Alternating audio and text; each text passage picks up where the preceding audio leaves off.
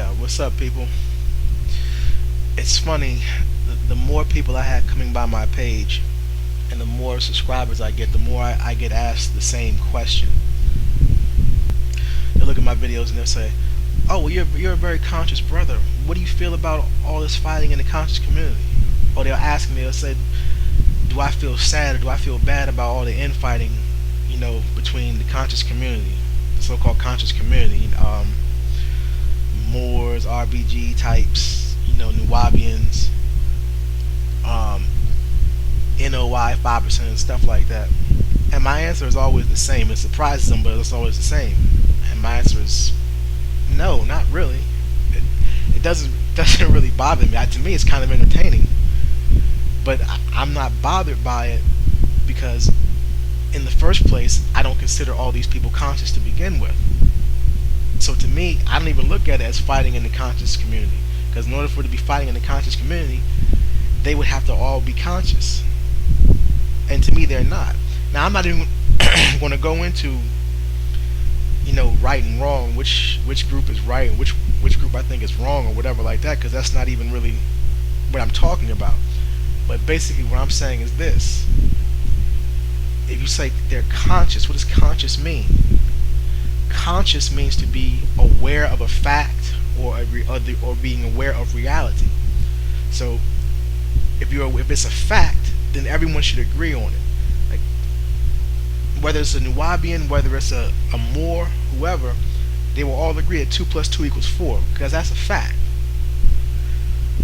How can all these you have these groups and they're like, their whole outlook on life, their whole perspective, their whole ideology is fundamentally different. So how can they all be conscious if they fundamentally disagree? So it's like, if they disagree, what are they conscious of? They're not conscious of a fact because you don't disagree with facts. So they're not really conscious.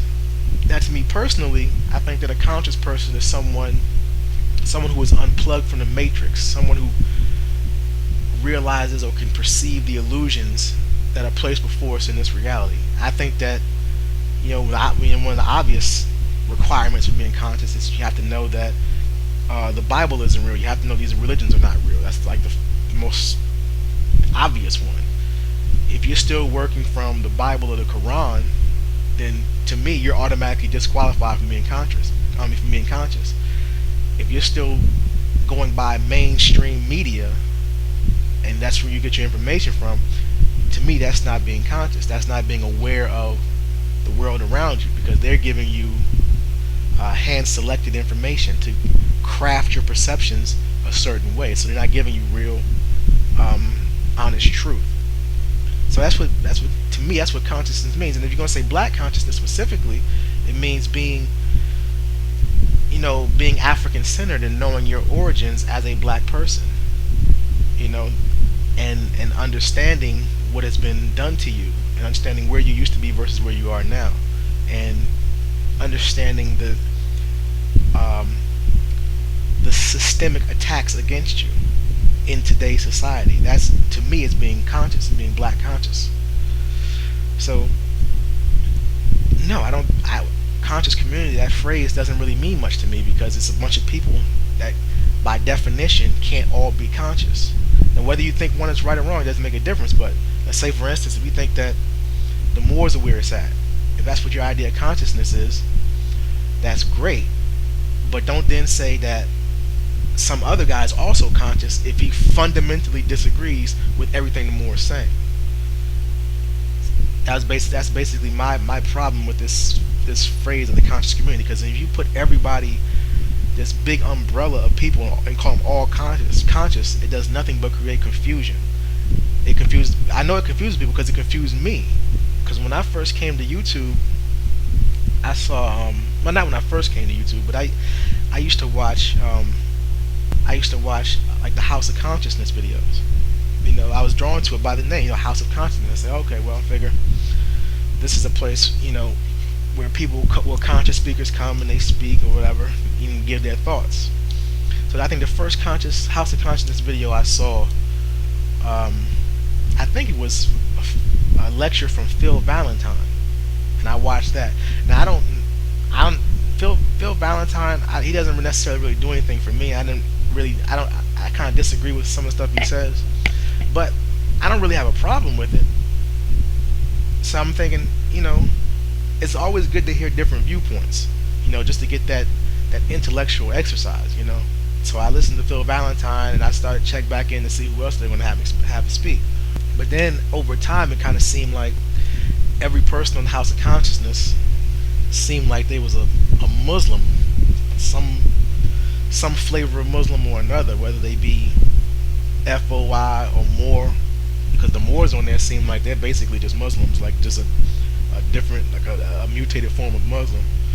For lack of a, I don't mean to say it offensively, but it's just for lack of a better way of saying it. But it's like everybody, it's like I slowly but surely started to realize that everybody on there, their last name was either like Muhammad or Bey, like everyone that was coming on there.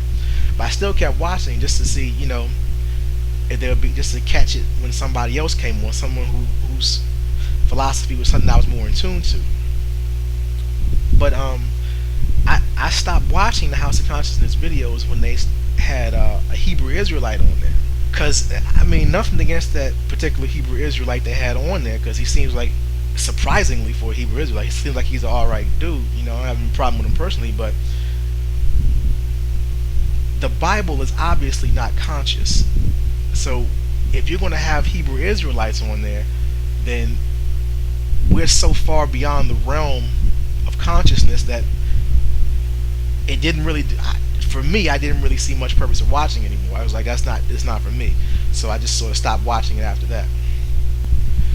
And it seems like since he started, that guy was on the House of Consciousness, now I'm starting to see Hebrew Israelites on the list of supposedly conscious groups. And that speaks perfectly to what I'm talking about, because that's why I don't feel bad if there's infighting, because there's supposed to be infighting. If you want to put everybody under that umbrella of being conscious, there's supposed to be infighting, unless your beliefs don't mean much to you.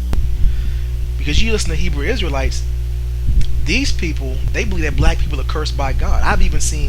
They're so crazy with it, I've even seen Hebrew Israelites sit around and be happy that there was slavery, because slavery, in their mind, is spoken of in the Bible, the North and the Mid-Atlantic slave trade.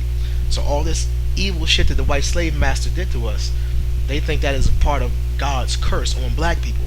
So they will sit down and actually thank God for their grandmothers being raped and their grandfathers having their penis and their testicles cut off and their children being burned.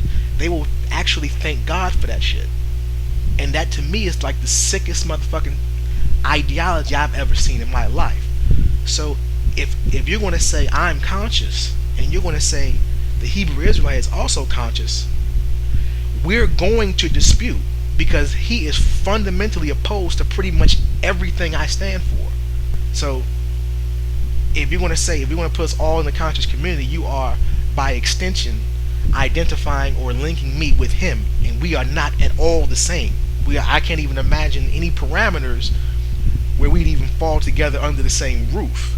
So if you have a Hebrew Israelite and an RBG type, and they're not fighting with one another, and that means they don't really give a damn about their beliefs, because their beliefs are diametrically opposed. And speaking of RBG and stuff like that, let me just say this for the record, because a lot of people think that I'm RBG, or I'm like one of these what one guy calls neo-Kemetic people. Like I put on my description in my profile, like I don't really affiliate with any group. But when you see my page, a lot of people think that because I have like a lot of Egyptian stuff on my page. But I'm not one of those people who worships the ancient Egyptians. I think that Kemet was probably, pound for pound, the greatest overall civilization in the ancient world that we know of. That's in terms of having high spirituality, and having high architecture, and having high philosophy, and having high science. I think that if you take all that together, they are probably, taking all of that in consideration, I think they are probably the overall greatest civilization.